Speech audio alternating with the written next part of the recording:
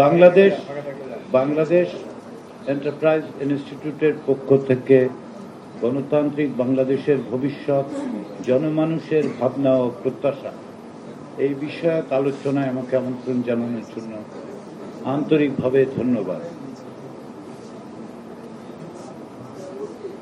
Ambassador Humayun কবিরের সাথে আমার পরিচয় দীর্ঘদিন, 1978-79 সাল থেকে। তো হুমায়ুন ভাই যখন অনুরোধ করেন সেটাকে আমি অগ্রজের নির্দেশ বলে বিবেচনা করি, সেই অর্থে আমি আজকে এখানে উপস্থিত আছি। এখানে আমি তিনটা সমস্যার মধ্যে আছি। প্রথম সমস্যাটা হচ্ছে আপনারা খাবেন কি খাবেন তার ঠিক সামনে আমি দাঁড়িয়ে আছি, মানে আপনাদের সঙ্গে খাবারের মাঝামাঝি আমার অবস্থা। কতটা ধৈর্য নিয়ে কথা শুনতে পারবেন সেটা নিয়ে একটু চিন্তিত। দ্বিতীয় সেটা হচ্ছে আমি এখানে আসার আগে ভেবেছিলাম ইদানিংকালে দু এক জায়গায় গেলে আমি যেটা বলি একটা ডিসক্লেমার দিয়ে শুরু করি যে আমার বক্তব্য অবশ্যই কমিশনের বক্তব্য নয়। কারণ হচ্ছে সব বিষয় কমিশনে আলোচিত হয়ে তারপরে এসে আমি বক্তৃতা দিই না, ফলে যদি কোনো কারণে বিভ্রান্তি না তৈরি হয়। তৃতীয় সেটা হচ্ছে যে এইরকম পরিস্থিতিতে আমরা এমন একটা ক্রিটিক্যাল মোমেন্টে আছি। ক্রিটিক্যাল মোমেন্ট মানে ঐকমত্য কমিশনের বিবেচনার থেকে, রাজনৈতিক বিবেচনার থেকে, এখানে ঘটনাচক্রে আমার অবস্থানের কারণে আমার যে কোনো মন্তব্য সেটার জন্য ক্ষতিকারক হতে পারে বা সহায়ক হতে পারে।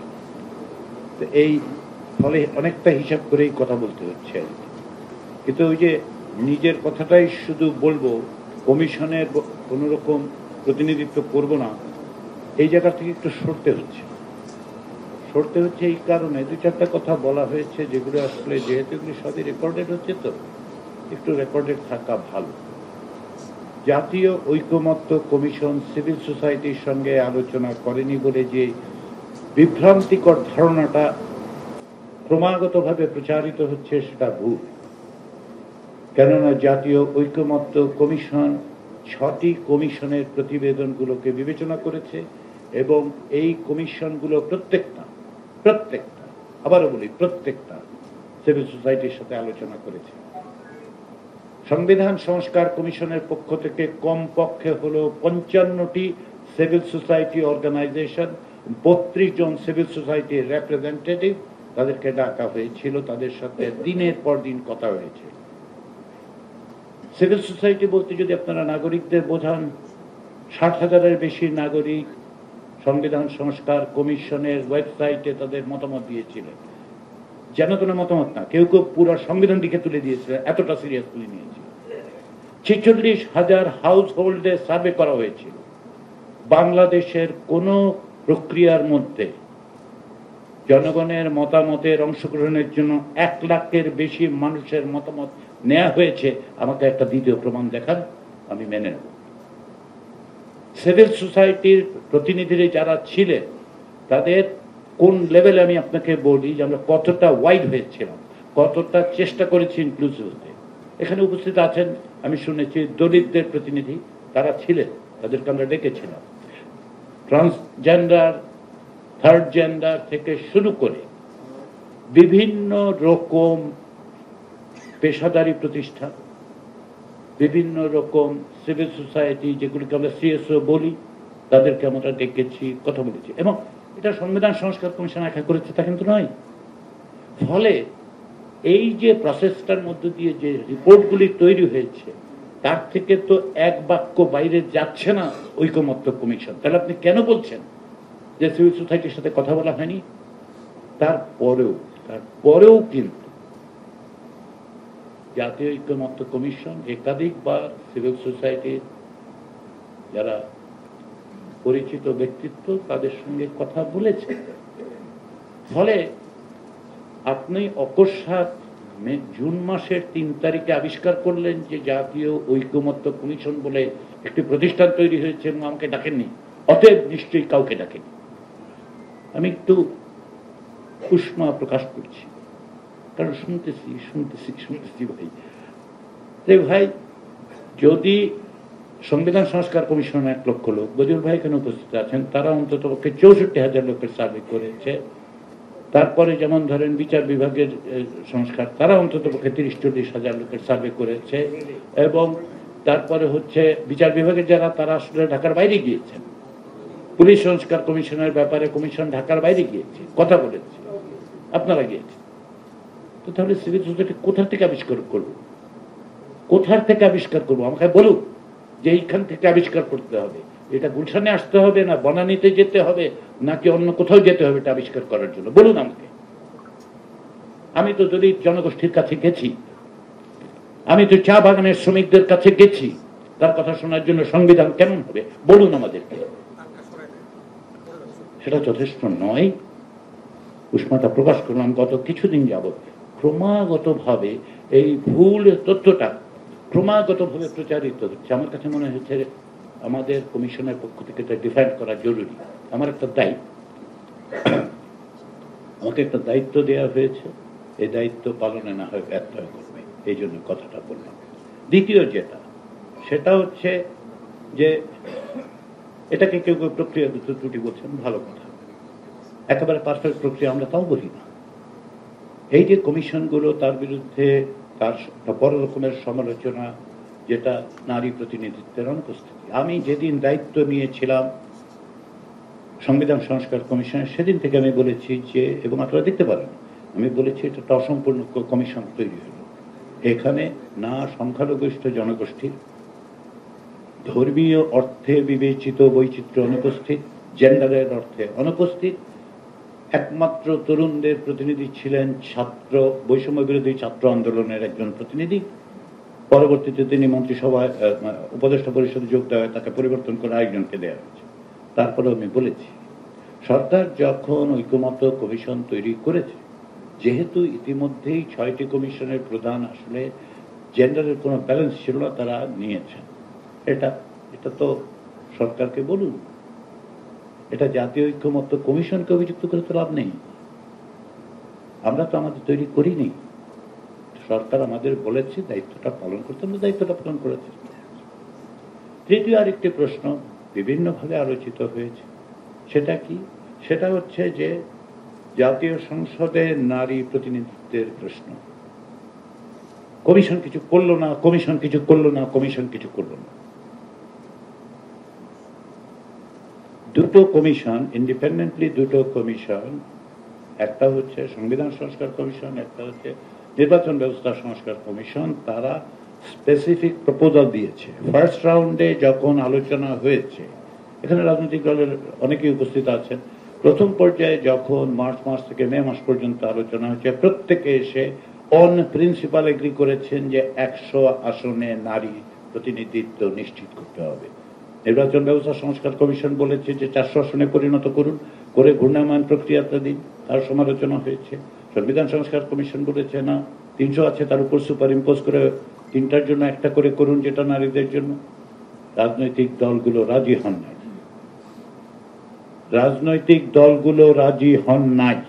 ওনারা লিপ সার্ভিস দিয়েছেন যে 100টা চাই, কিন্তু যখনই প্রসিডিউরাল প্রশ্ন উঠেছে, সেই ক্ষেত্রে অধিকাংশ রাজনৈতিক দল বলে, সালাউদ্দিন ভাই আছেন, ওনার উপস্থিতিতেই বলি, বিএনপির পক্ষ থেকে প্রস্তাব ছিল আমরা 100টা করতে চাই, অন্য কোনো পরিবর্তন না হওয়া পর্যন্ত যে পদ্ধতিতে 50 জন আছে সেটাকে আমরা 100তে উন্নতি করব। আমি যদি আপনাদের পজিশন ভুল রিপ্রেজেন্ট করি, প্লিজ কারেক্ট মি। হ্যাঁ, সেটা আমি পরে যাচ্ছি। 5 দিন ধরে রাজনৈতিক দলগুলোর সাথে আলাদা আলাদা করে 2 মাস আলোচনার সময় এইরকম হাসি ঠাট্টা তামাশায় পরিণত হয়েছিল বদিউল আলম মজুমদার সাহেব, যে উনি নারী ছাড়া কোনো কথাই বলেন। আমরা এতটা সিরিয়াস ছিলাম না, আমি জোক হিসেবে বলছি না, বিশ্বাস করুন, এটা রীতিমতো জোকে পরিণত হয়েছে। আমরা এতটা সিরিয়াস ছিলাম যে প্রতিদিন প্রত্যেকটা রাজনৈতিক দলের কাছে আমরা বলেছি এটা আপনাকে করতে হবে। যে গণ অভ্যুত্থানের নেতৃত্বের মধ্যে একটা ক্রিটিক্যাল মোমেন্টে বাংলাদেশের নারীরা দাঁড়িয়েছিলেন এবং আমাদেরকে এই জায়গায় এনেছেন, তাদেরকে বাদ দিয়ে আমরা অগ্রসর হওয়ার চেষ্টা কেন করছি? সবগুলো রাজনৈতিক দলের সাথে আলোচনা হচ্ছে, শুরু হলো কবে? তখন দেখুন এই পর্যায়ে এসে আমরা প্রথমেই যেটা করলাম, তেসরা জুন আমরা আমাদের ফার্স্ট ডে এজেন্ডাতে নারী প্রতিনিধিত্বের কথা বললাম। একদিন আমাদের একটু টাইপও হয়েছিল, বলেছিলাম সংসদের নারী আসন, কিন্তু আমরা মনে করি এটা আসন না, এটা নারী প্রতিনিধিত্বের প্রশ্ন। প্রথম দিনের আলোচনায় আমরা দেখছি যে এটা কোথাও যাচ্ছে না, বরঞ্চ এটা উল্টো পথে যাওয়ার কথা। আমরা প্রায় 1.5 সপ্তাহ পরে আবার আনলাম। এইভাবে 5 দিন আলোচনা হয়েছে। 5 দিন আমরা বিভিন্নভাবে ওই 100তে রাখার জন্য এই প্রস্তাবও দিয়েছিলাম কমিশন থেকে, যে ঠিক আছে আপনারা যে সংরক্ষিত 50টা আসনটা বাদ দিয়ে আসেন সবাই মিলে 33%, তার মানে কতটা হয় 100। আমরা 100-এর জায়গায় টিকেছিলাম, 100 করতে হবে। এই যে 5 দিন ধরে আলোচনার শেষ মুহূর্তে এসে কি দাঁড়ালো? শেষ মুহূর্তে দাঁড়ালো যে এর বাইরে প্রতিনিধিত্ব করতে হলে 5% এখন, তারপরে কমিশন শেষ পর্যন্ত 7% বলেছিল, তারপরে হচ্ছে 3%, 5%, এবং এই আলোচনাটা সবার সামনে হয়েছে। এবং আমি এতটা অসন্তুষ্ট হয়েছিলাম, আমি শেষ পর্যন্ত রাজনীতিবিদদের বলেছি, আমি জানি অনেকে হয়তো পরে এটা শুনে আমার উপর একটু ক্ষুব্ধ হবেন, ওনাদের সাথে আবার পক্ষে বসতে হবে, আমি আশা করি আপনারা ভুল বুঝবেন না। আমি খানিকটা ক্ষুব্ধ হয়ে বলেছিলাম আপনাদের সাথে মাছ বাজারের মতো আলোচনা করতে হচ্ছে, দরদাম করতে হচ্ছে। এটা নারীদের প্রশ্ন না। আমার কাছে ছিল যে কেন আমাদেরকে এই জায়গায় যেতে হবে। এখন আপনারা বলছেন, অনেকেই বলে হ্যাঁ সব সেটা পারি, আপনারা সকলে মিলে যদি ওই জায়গায় যেতেন তাহলে তো জাতীয় ঐক্যমত্য কমিশনটা লুকিয়ে রাখতো না, এটা তো পাবলিকই হয়েছে, তাই না? প্রশ্নটা হচ্ছে যে এই যে ভুল ভ্রান্তিগুলো, এগুলো আমাদের সাহায্য করছে। আমরা যারা সবসময় মনে করি যে নারী প্রতিনিধিত্ব নিশ্চিত করা দরকার, যে দেশের 50% সম্ভবত 50% বেশি না, তাদের নিশ্চিত করবে কে? তার নিশ্চিত করবে রাজনৈতিক দল। তা আসেন আপনারা রাজনৈতিক দলগুলোর সাথে বসুন, কথা বলুন, কনভিন্স করুন। আমরা তো আমাদের চেষ্টাটা অব্যাহত রেখেছি। এগুলি বললাম কারণ হচ্ছে কিছু কিছু বিভ্রান্তি, কিছু কিছু ভুল ভ্রান্তি তৈরি হচ্ছে, এগুলি খুব কাজে দিচ্ছে না, এগুলি একটু সহায়তা করুন। অন্যদিকে রাজনৈতিক দলগুলোর পক্ষ থেকে সর্বাত্মক সহযোগিতা আমরা পেয়েছি, সেই চেষ্টাটা আমরা অব্যাহত রেখেছি। এইটুকু ঐক্যমত্য কমিশনের পক্ষ থেকে বললাম। বেশি সময় না নিয়ে আমি শুধু একটা প্রশ্ন তুলে আমার আলোচনাটা শেষ করি। এটা ঐক্যমত্য কমিশনের বক্তব্য নয়। ঘটনাচক্রে গত 30-40 বছর যাবৎ শিক্ষকতা করার সুযোগ পেয়েছি, রাষ্ট্রবিজ্ঞান পড়ানোর সুযোগ তৈরি হয়েছে। সেদিক থেকে বিবেচনা করে আমি একটা মাত্র প্রসঙ্গ তুলতে চাই আজকে।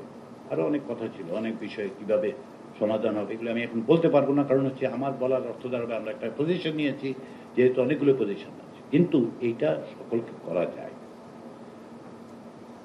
আমরা সকলে কি চাচ্ছি? আমরা একটা ট্রানজিশন চাচ্ছি, তাই তো? এই যে যারা নির্বাচনের কথা বলছে, আমরা একটা গণতন্ত্রের উত্তরণের কথা বলছি, ট্রানজিশন, তাই তো? ট্রানজিশনটা হবে কিভাবে? আমার কেন যেন মনে হচ্ছে যে আমাদের রাজনীতিবিদরা কম বেশি এই জায়গায় আটকে যাচ্ছেন, যেন একটা নির্বাচনই হচ্ছে উত্তরণের, গণতন্ত্রের উত্তরণের পথ। তো তাই যদি হবে তাহলে আমাদের দেশে গণতন্ত্র প্রাতিষ্ঠানিক রূপ পেল না। তিনবার তো আমরা গণতন্ত্রের উত্তরণের মধ্য দিয়ে গেলাম, নির্বাচন তো হলো। বাংলাদেশ তো 3বার ডেমোক্রেটিক ট্রানজিশনের, কনসলিডেশন অফ ডেমোক্রেসি যেটাকে বলে, গণতন্ত্রকে টেকসই করার পদ্ধতি, সুযোগ তো 3বার পেয়েছিল। 1973 সালে যখন সংবিধান তৈরি হয়, সেই সংবিধানের কি হয়েছে এটা আপনাদের আমার তো স্মরণ করে দিতে হবে। যারা ওই সংবিধান লিখেছেন তারাই কিভাবে, কি ভয়াবহভাবে সেই সংবিধানের উপর পাড়া দিয়ে দাঁড়িয়েছিলেন। যারা আজকে 72-এর সংবিধানের জন্য অত্যন্ত বেশি মাত্রায় আহাজারি করেন, তাদের আমি জিজ্ঞাসা করতে চাই, কোথায় ছিলেন 75 সালের জানুয়ারিতে? 72-এর সংবিধান আজকের দিনের যে রাজনৈতিক দলগুলো গণতন্ত্রের সংগ্রামে আছে তারা কেউ অপমান করে নাই।